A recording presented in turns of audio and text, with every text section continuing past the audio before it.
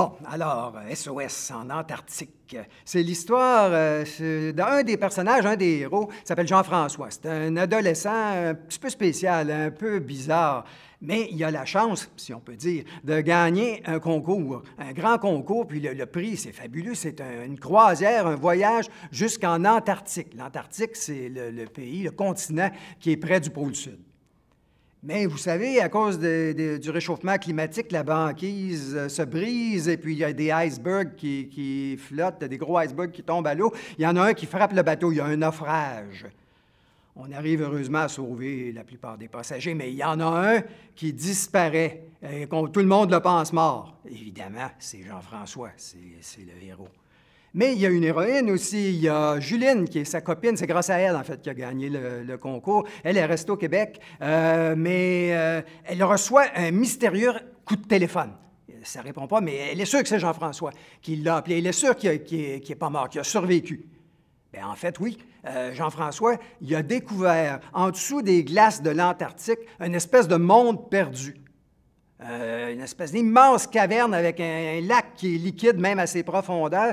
Et il y a là, sur les rives, des plantes inconnues, des animaux inconnus, même des créatures intelligentes.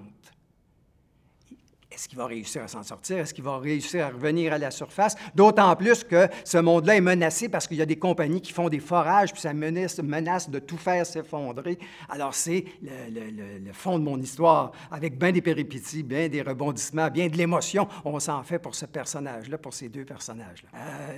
Moi, j'aime les histoires d'aventure, de découverte, d'exploration, puis aussi d'apprendre des choses, parce que je me suis documenté pour écrire ça, je me suis documenté sur tout ce qui se passe en Antarctique, puis comment aurait pu évoluer une espèce de monde inconnu. Je suis biologiste de formation, alors j'aime ça quand ça repose sur des choses qui pourraient être vraies, puis après ça, je laisse aller mon imagination.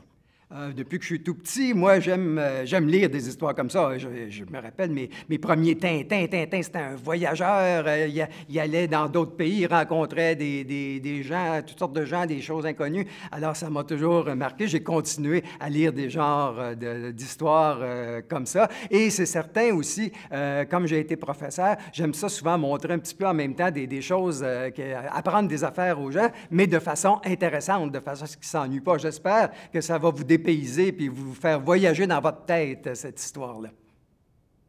J'ai toujours plusieurs livres en même temps que je suis en train de lire, soit des livres pour apprendre des choses ou des livres de voyage ou des livres de science-fiction, des bandes dessinées. Je lis toutes sortes de choses. Et puis, par exemple, dans des temps comme on est là maintenant, un peu spécial, ben ça nous ouvre l'esprit, ça nous fait penser à d'autres choses, ça nous fait voyager, ça nous fait apprendre.